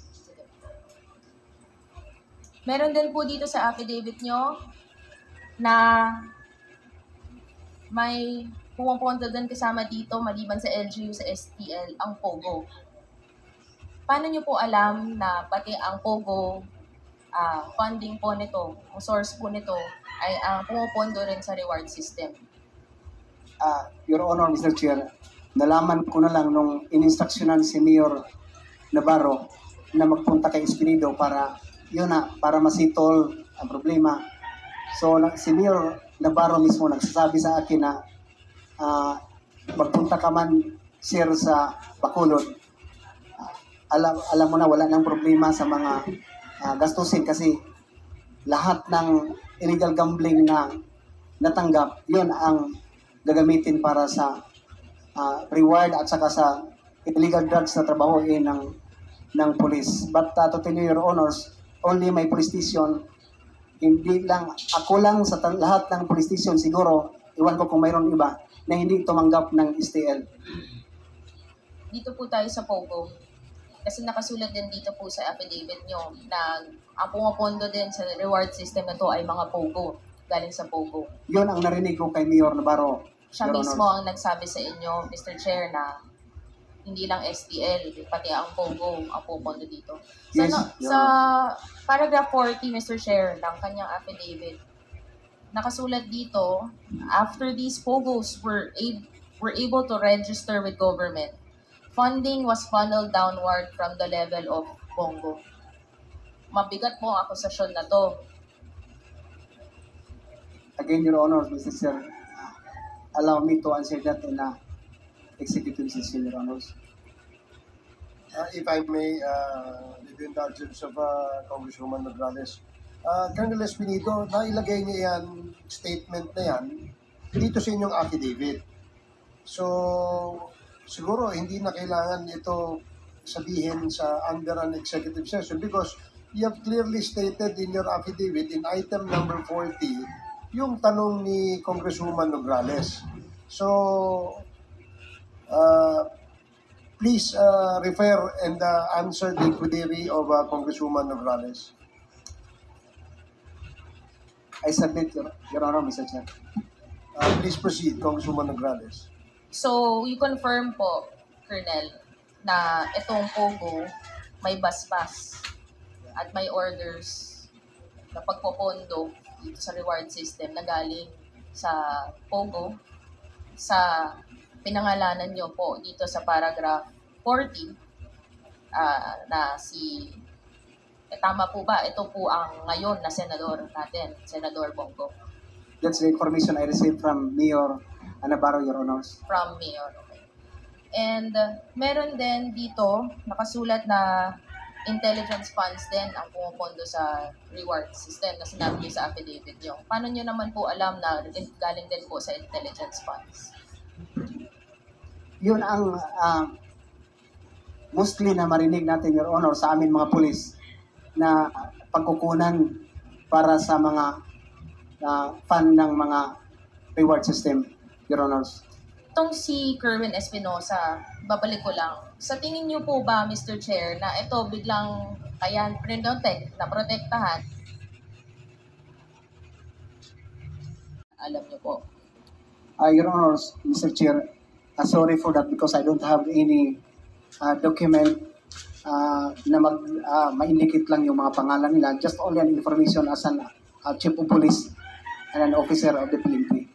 Siguro, Mr. Chair, itong mga bagay na to sa mga list ng bagmen, ang intelligence officers, ang mga POGO entities, ang mga list ng LGUs, of course, to protect later on sa executive session, baka pwede nating makuha ito. Just to protect the names na lalabas, we want to protect these people also, and especially Colonel, na ilabas po natin within the executive session, Mr. Chair. So, ito, no, tama, sa pagkaintindi ko po, meron talagang system of reward. sa loob. At ang system of reward na to, kung ang pumupondo, ang LGU, ang STL, ang POGO, intelligence funds, at may nag-identify ng mga bagay-bagay na to. At mukhang ang nag-identify sa bagay-bagay na to, sinabi nyo naman sa paragraph 40, si Senator Bongo. Tama po ba ang pagkaintindi ko? The information that I have, Your Honor, Mr. Chair, sa paragraph 40, that is only the information came from Mayor Navarro. But to link Senator Bongo na siya talaga ang galing sa kanya, I don't have, Your Honor, Mr. Chair. At ang sistema naman ng quota sa pagbibigay ng mga orders, no? Mukhang at mga protection, sistema ng protect, mukhang may pinipili dito. Sino ang biglang magkakaroon ng search warrant at biglang mag-search, mamamatay.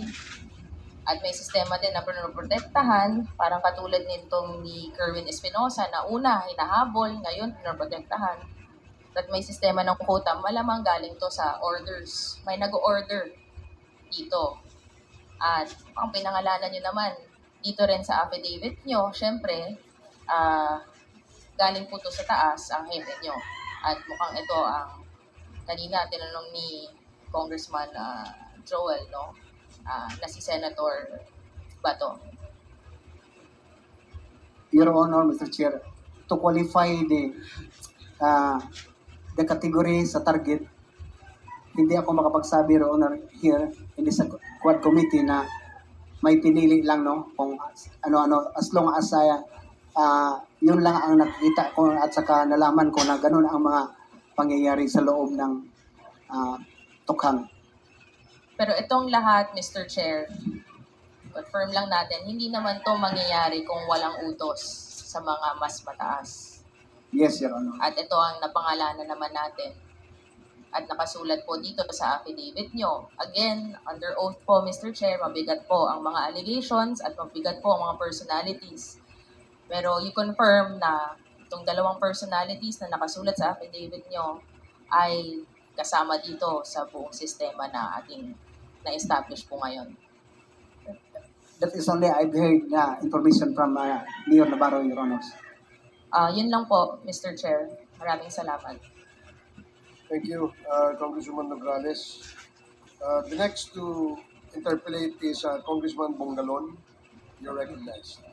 Thank you, Mr. Chair. Good afternoon sa ating lahat. May I proceed, Mr. Chair? Let's proceed. Thank you. Good afternoon, Colonel Jovis Pinido. Good afternoon, sir. May I ask if you have a copy of your affidavit in your possession? Yes, Your Honor. May I direct your attention on page 6 of your affidavit, particularly on paragraph 30?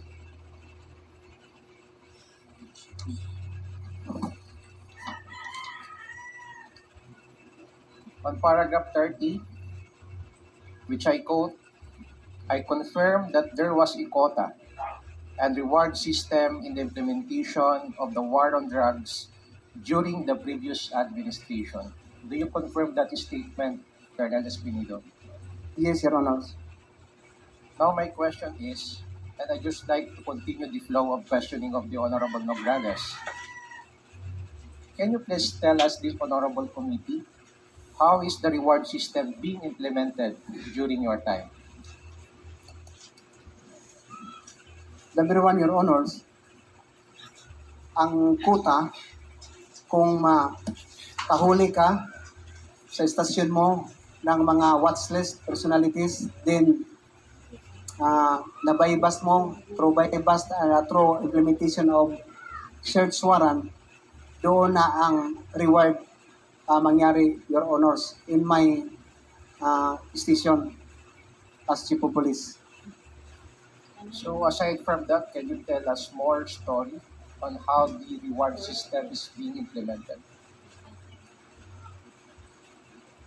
Yun lang siguro, Your Honors, because as I've said, reward to refund your financial when you have bypass operation, because It involves money, yung gastusin, matagal yon. Pagkatapos yung search warrant naman, involved of money. So, parang i-refund lang, Your Honors, yung mga reward na yon sa trabaho ng police. In other words, Mr. Chairman, the consideration for the reward system is all about money. Is that correct, Colonel Espinido? Yes, Your Honors. Now, I would like to direct your attention to the third sentence of your paragraph 30, which I quote. When the leadership imposed a quota of 50 to 100 per day, we only took it to mean that we had to knock on the doors of 50 to 100 households suspected of drug use or pushing. Now, my question, Mr. Chair, you mentioned the word leadership. May we know, and can you please tell this honorable committee who are the persons behind or the personalities behind when you mention the word leadership, when we are referring on the implementation of the reward system? Your Honors, from the Chief PNP down to the Chief of Police, Your Honors. You mentioned the word Chief PNP. Who is the Chief PNP at that time, Mr. Witness? Police General, Director General Bato de la Rosa, Your Honors. And that you are referring to now, Senator Ronald Bato de la Rosa. Is that correct, Mr. Witness? Yes, Your Honors. Now, on my next question, Mr. Chair, because your affidavit talks about the implementation on war against illegal drugs. You mentioned so much, like your assignment in Albuera, in Bacolod, and of course, the quota and reward system. Now, my question, Mr. Chair and Mr. Witness, how would you characterize the war against illegal drugs during the time of President Rodrigo Roa Duterte? It's very impressive, Your Honors. And I'm sorry, what was the first sentence of your answer? It's very impressive naman, Your Honors, and very practical, and masabi ko, Your Honors, na marami ang nasiyahan, no? Because sa akin naman, na hinanap na yung source ng drugs. But then, it very sad to see na ang nangyari, yung mga biktima lang, no, ang napatay, yung mga poser, user. Sa akin naman, Your Honors, sabi ko I conclude na kawawa yung mga naging biktima lang para lang makatanggap ng reward. Nag-abuso yung sa paligid ni President Duterte. Nag-take advantage because of greed of position and money. Kaya maski sino na lang ang trabahuin as long na nasa watchlist ka, Your Honors. But it's very public knowledge naman sa atin dito na tayo nasiyahan sa ginawa. But then, inabuso. Yun na ang problema sa war against illegal drugs, Your Honors. The first part of your answer mentions it's very impressive, it's practical, but towards the end of your answer, you mentioned that yung mga user lang ang naging biktima dito sa kampanya laban sa illegal na droga. Now, in summary, can you please describe how was the campaign against illegal drugs during that time? Is it tragic? Is it a success? Is it a failure? For me, Your Honors, successful. Why? Hindi pa nakaupo si President Duterte, millions of surrenderers. When in fact, kung ako lang ang magsalita, Your Honors, within 6 months, drug-free na ang Pilipinas. Kasi nawala na yung rampant. Kasi ang pagkategorize natin sa drug-free, mawala yung rampant. Hindi tayo makapagsabi ng drug-cleared. For that 6 months. Pero yun din, Your Honors, it's very sorry to say that nag-take advantage, take opportunity yung masama naman ng mga pulis para lang makapagpira at saka makaposisyon. Dalawa, Your Honor. Sorry to say that. Thank you, Your Honors. Well, during the height of the implementation of the war against illegal drugs, are you aware that during that time there were protests, violent reactions, or comments that human rights were violated? Yes, Your Honors. So you agree do you agree that human rights were violated during those times? Yes, Your Honors. And in fact, I would like to direct your attention on the second or the last paragraph of your affidavit, which I quote, all I was able to say is that there was a violation of human rights in the implementation of drug war. Again, may I reiterate, do you confirm that statement, Colonel Espinido? Excuse, Your Honor. What paragraph, Your Honor? Sorry. Last paragraph on page 7 of your affidavit. 7. Paragraph 42. 42. Yes, I confirm, Your Honors. That would be all, Mr. Chair. Thank you. Thank you, Congressman Bungalon. The next to interpolate is Congressman Ron Salo. Thank you very much, Mr. Chair. Please proceed. Thank you. Good morning, Police Colonel Jovis Pinido. Good afternoon, sir. Good afternoon, Your Honor. Tinignan ko po kayo sa Google at nakita ko po kayo. Sabi po dito, ang description po sa inyo is known as a crusader against illegal drugs. Number 2, nakita ko rin po marami po pala kayong awards and decorations. Colonel, umabot po ng 10 ang awards and decorations po sa inyo. So congratulations. Thank you, Your Honor. At nabanggit din dito, ang bansag po pala sa inyo is Duterte's Drug War Poster Boy. Pwede niyo po bang pakisabi dito sa komite bakit po kayo nabansagan na Duterte's Drug War Poster Boy? Kung sa inyo pong pagkakalam? Sa kanila lang yung Your Honors, hindi na ako baguhan yung mga ganon, Your Honors, kasi nakita man sa trabaho natin. Pero yung pagkasabi noon, siguro sa accomplishment ng Albuera at saka Paruhino Groups, Your Honors. Sa tingin po ninyo, dahil po doon sa accomplishment po ninyo doon, kaya po kayo nabansagan na President Duterte's Drug Poster Boy. It may be, Your Honors. Nabanggit ninyo po kanina, siguro dahil binabanggit po dito na kayo ang poster boy. At nabanggit din po ninyo kanina tungkol po sa pagre-report po ninyo kay President Duterte. Tama po ba yung dinig ko po kanina? Yes, Your Honor. Actually, binabasa ko po yung affidavit po ninyo, Colonel. Wala po kayong nabanggit po dito kay President Duterte except sa paragraph 28. So, mayroon po ba kayong nais na idagdag dito po sa affidavit po ninyo? Wala na, Your Honors.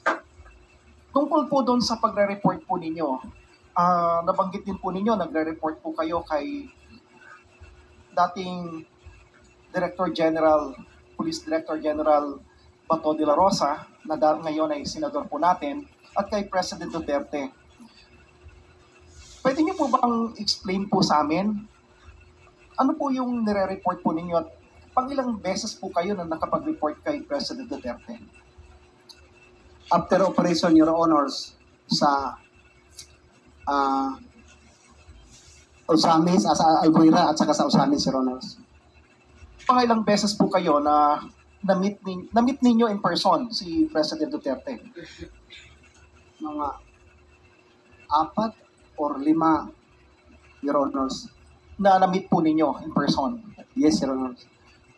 Kung na-meet po ninyo, nagkaroon din po ba ng pagkakataon na tinawagan din po kayo pareho po ni Senator De La Rosa? No, Your Honor. No. Puro lahat po yun personal na pagkikita? Yes, Your Honor. Sa 4 na 5 beses na pagkikita po ninyo na nakapag-report po kayo, ano po yung pinag-usapan po ninyo? First, Your Honors, kinukongratulate ako, appreciate sa trabaho. Pagkatapos, magkumusta siya. Ako naman, Your Honors, as yung pinakababa na junior officer ba, masayahan ako na kami na makausap naman yung Chief of Staff, yung Presidente, Commander-in-Chief. for me, Your Honors, ginawa ko na pagsabi sa kanya, ito sir ang drugs. Sinabihan ko sa Your Honors na ako sinali ni Gamboa sa Malaysian drug trafficking. Ako sinabihan ni General Bato na tumanggap ng pera. What I've heard from his mouth, Your Honors, galit siya. When in fact, I remember na nandyan sa tabi ko si Secretary Anyo at the time, na sinabihan niya na, Sir, palitan na lang natin yung pulis ng army. Galit din siya sa nangyari na sinali ako, Your Honors.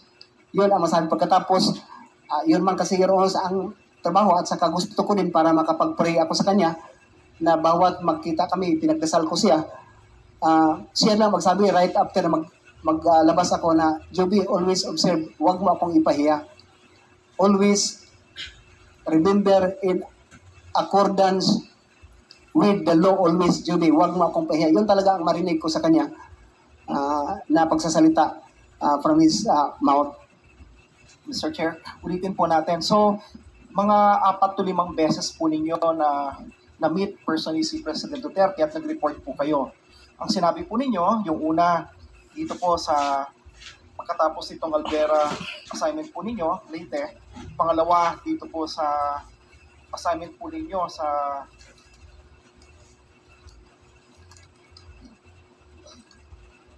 Usamis. Ano pa po yung ibang insidente na nakapag-report po kayo o nag-report kayo mismo kay Presidente?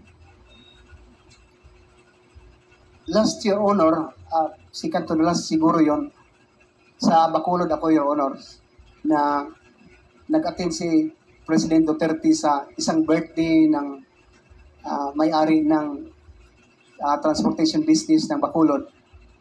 Pinapapunta ko sa hotel na inistihan ni President. Nagtanong lang siya, Your Honors, na kumusta ang Bacolod. So, sinabihan ko sa report ako, Your Honors, na ngayon, sir, nahuli natin, papunta na tayo doon sa Negros Oriental. Wala pala, ang source pala, hindi pala galing dito sa Bacolod. Pagkatapos, walang problema, sir, ang Bacolod. Doon ko marinig sa kanya, Your Honors, na nagsabi siya na itrace mo, Juby, yung isang nasa watch list na may resort ng Bacolod. So sinabihan ko siya kagad, sir, politika yon na BI na background ko yon siya. Hindi yung kasali sa list. At the time, Your Honors, tinawagan niya si Senator Bongo doon sa harap pagkatapos pinasabihan na tawagan ang PDEA na i-clear itong tao na to na politika lang. So that's the second to the last, I think, na nagkausap kami ni President Duterte, Your Honor. Salamat, Mr. Chairman. Dito po sa paragraph 26, sinabi po ninyo dito sa bandang dulo, at this time, I was really morally convinced I had to implement Chief Bato's direct order in his 2017 phone call, which is to eliminate them. Eliminate them, sino yung tinutukoy po ninyo dito? In Chief Bato's words, wag tangon sila. Sino po yung eliminate them? Sino yung them dito? Yung member ng drug syndicate, Your Honor, yung Paruhinog. Yung Paruhinog Group, Your Honor. Paruhinog Group. Does this mean to say, kasi pagdating po sa 26, paragraph 26, sinabi po ninyo dito, Mr. Chair, sabi po niya dito, while the CIDG was the applicant, the search was conducted jointly, etc., etc. Then tumuloy po rito sa bandang dulo ng paragraph, we enforced them through a simultaneous search around 2 a.m. of July 30, 2017, a Sunday. 16 people were killed in these police operations, including Mayor Paruhinog and his wife. Does this mean to say, kasi continuous yung ano po ninyo, although magkaibang paragraph, pero konektado yung pag-intindi po ninyo that you were convinced na kailangan yung implement yung Chief Bato's direct order to eliminate them. Doon sa paragraph 16, paragraph 26, na 16 yung namatay. So yung po bang binabanggit po ninyo doon sa 25, it's a direct understanding ninyo doon sa order. Kaya umabot po sa next paragraph, 16 po yung namatay. So kasali yun, Your Honors. Pero that is a simultaneous implementation of search warrant. Anim na 6 warrant, Your Honor, sa siblings at sa kapamilya ni Aldong Paruhinog. Pero gusto ko maintindihan po, Mr. Chair, yung kanilang kaisipan. So ibig sabihin po, dahil yun po yung intindi po ninyo, so how do you feel na may 16 na namatay? That is resulted, Your Honors, Mr. Chair, sa pag-implement ng search warrant na sila, kami na mga implementor ng search warrant, depensa talaga sa sarili because they have also fully armed ang grupo ni Paruhinog when implemented the search warrant. So ano po yung tingin po ninyo doon sa 16 na namatay? So they are considered necessary doon sa pag-implement po nung order po na ini-implement po ninyo? It will become necessary, Your Honors, because yung area na madilim, pagkatapos putukan, it becomes now that the collateral damage, Your Honor. Pag putukan kasi, kung saan lang yung putok, kung saan lang ang makapag-resback kami, yun talaga, hindi namin tingnan kung may ano pa dyan. Kasi walang ilaw, madilim ang lugar at the time, Your Honors. So, yung tingin po ninyo sa kanila, itong mga namatay po na 16 are collateral damage. Doon po sa implementation po, and this is consistent nung in-implement po ninyo ito, doon sa tinatawag po natin na war on drugs. Tama po ba? It may be ganun, Your Honors. Kindly wind up, Congressman Salo. Thank you, Mr. Chair. Dito po, binabanggit po ninyo may reward system. Dito po sa paragraph 28, nung minute po kayo ni Chief Baton, President Duterte, arrived shortly thereafter to congratulate our unit for the successful raid. Ano po yung sinabi po sa inyo, kung malala po ninyo? Nag-congratulate lang, Your Honors, na salamat na accomplish yung sa accomplishment mo. Pagkatapos, ganun lang, binigyan ng lack of appreciation at saka may schedule na kami na natanggap sa Krami, Your Honors, following weeks or months. Binabanggit din po ninyo, panghuli, Mr. Chair, na mayroong reward system. Kayo po ba nakatanggap din, yung kayo mismo personally, o yung mga kasama po ninyo doon sa unit, ng any reward for the neutralization itong Paruhinog group? Sorry to inform, Your Honors, na yung natanggap ko, matandaan ko lang yung kay Mayor Aldong Paruhinog na buhay pa siya na nag-reward ng 600,000 sa mga nahuli namin na malaking drug poser ng Usamis. Kung nag-reward? Si Mayor Paruhinog, Your Honors. Si Mayor Paruhinog. Sila kayo po yung binigyan, yung unit po ninyo, ng 600,000. Yes, Your Honors. Para saan po yung nagamit po yung 600,000 po na yun? Sa mga nahuli na mga malaking drug poser ng Usamis, Your Honors. Salamat po, Mr. Chair. Wala na po. Thank you, Congressman Salo. Let me remind the members that we still have another witness that we will present before the committee. So, kindly shorten our questions directed to Colonel Jovi Espinido. So, the next to interpolate is Congressman Sia Alonto Adyong. You recognize. Thank you, Mr. Chair. Mayong hapon, Colonel. Mayong hapon, sir. Mayong hapon. Nais ko lang balikan ko. Tanungin kita doon sa laysay mo on paragraph 7. And this is a portion of the affidavit under paragraph 7 na gusto kong ikot. I was able to read this affidavit together with the logbook. Ito, you're mentioning about the Payola system, yung payment, no? Binabayad ng mga protectors dito sa page 7. At sinabi mo, I was able to read the affidavits together with the logbook that was enclosed with a copy of cleared checks in the name of PNP officials. As such, I have learned that top PNP officials were receiving money from the Espinosa. And you were, after that, turned over this logbook, copies of the clear checks and affidavits with Police Brigadier General Francisco Imburon, then the PNP Provincial Director of Leyte. Alam niyo po kung nung nangyari after you turned over these logbooks, ano po yung naging action? Na-dismiss lahat, Your Honors, ang napaila natin ng mga officers. Na-dismiss lahat? Yes, Your Honors. Naka-duty sila, balik silang duty. So ibig sabihin, merong ginawang investigation, meron pong case na na-file dito sa mga listahan ng mga pangalan, and eventually na-cleared. Yes, Your Honors. Okay. Ilang months pa ho ba nila ginawa yung mga investigation na ito? Nag-file ako ng November of 2016, Your Honors. 2017 na confirm yon kasi pinadalan ako ng notice ng RIAS at saka NIAS na individually kinausap na nila to confirm ang mga witnesses sa Albuera. And at the time, Your Honors, na-assign na ako sa Usamis March 2017.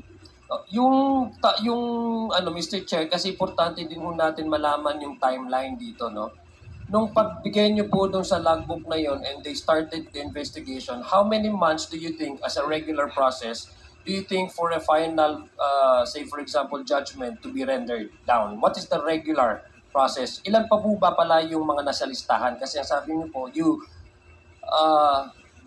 parang you maintain that these names will be retained in the logbook. Ibig sabihin, ayaw niyo po ipa-delete. So probably you know the names of all these PNP officials that you saw in the logbook, no? The regular process ho ba, ilan ho sila?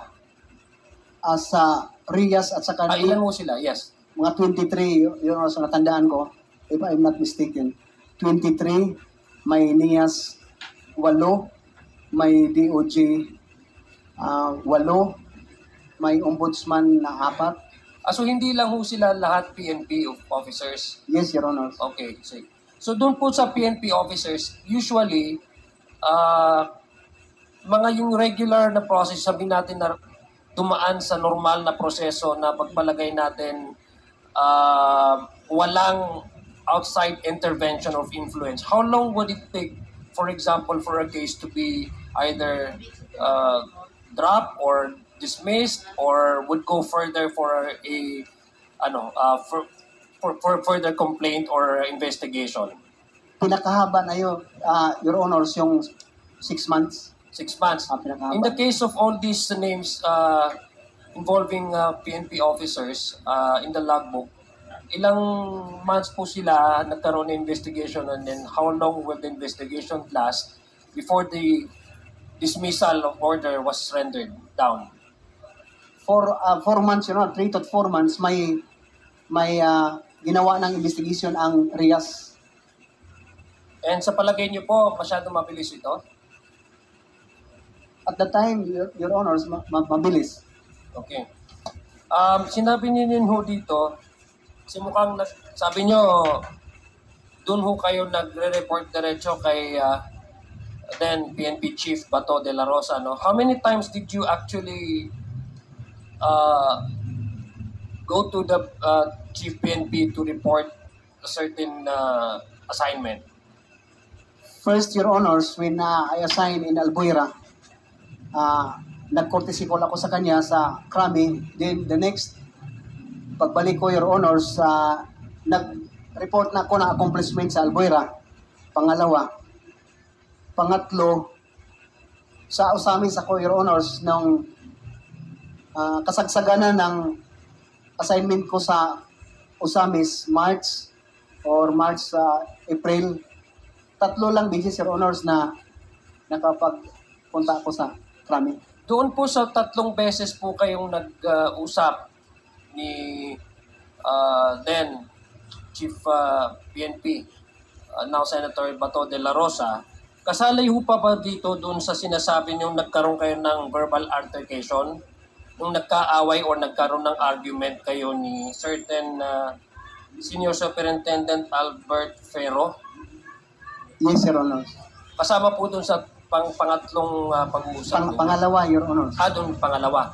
Yung nag-usap po kayo regarding dun sa pagkaroon kayo ng parang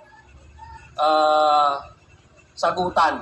Kasi nga, according sa paragraph 16 ng iyong affidavit, ang sinasabi parang in-involve kayo doon sa nagre-receive kayo as one of the police protectors ng mga drug, no? And you said na hindi totoo, so nagkaroon kayo ng altercation, nagkaroon kayo ng verbal Hindi ho nyo ba na-mention kay Chief PNP na meron in fact kayong nakuha na listahan ng mga PNP officers doon sa logbook na sinasabi na sinubmit ninyo kay Police Director at that time to prove that you are indeed not part of any Payola system or receiving any money as an evidence that you are really in fact an honest policeman. Have you ever thought of maybe, kasi parati kayong nagkakaroon ng connection with GP, nung kayo diretso nag-report, have you ever thought of maybe also informing the Chief PNP that you have had in your possession a list of the PNP Payola system, protectors, just to prove that you are really innocent and you're one of the honest policemen? Sorry, Your Honors, for that situation, the junior officer cannot afford to do that, Your Honors. So, sabihan mo yung Chief PNP na, sir, ako, ganun. Ang sa akin, alam na niya, Your Honors, kasi nung malaman niya na may mga affidavit si Mayor Espinosa at saka yung sinabi ng mga list, pinapadala niya kay lahat ng documents, pati check, return check ni Mayor Espinosa, pinapadala niya, Your Honor, sa CIDG through kay General Magalong at the time, Your Honor. Pero yung pagbigay niyo po ng logbook ng lahat po ng listahan ng mga police kay Provincial Director, sa palagay niyo po ba hindi ito na-report sa ating Chief that time, Chief PNP Bato de la Rosa? O aware po siya kasi nung time na ito, war on drugs di ba? Ang top priority ng ating administration, war on drugs, di ba? So, ito, sa palagay niyo po ba itong logbook na ito, talagang importante ito, kumbaga, parang isa ito sa mga explosive na smoking gun, di ba?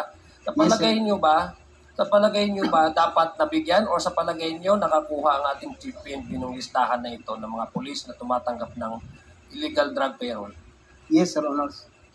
So, sa palagay niyo naka-receive din ho ang Yes, Your Honor. So, bakit ko nga, ang babalikan ko yung tanong ko, bakit hindi nyo, na-mention man lang? Kasi diretso kayong pupunta sa kanya. Halimbawa, mention man lang sa kanya na, kasi sa pagbabasa ko po sa affidavit ninyo, parang may insistence na ginagawa kayo ng storya. Hindi ho ba? Ilang beses na, nung sa Albuera kayo, pangalawa, dito naman sa, nung na-involve, nasa Osamis, tapos ito this time sa Malaysian drug trade. So parang mayroon talagang nag-i-insist na kayo ay madikit doon sa mga pulis na tumatanggap ng illegal drug na na money, no?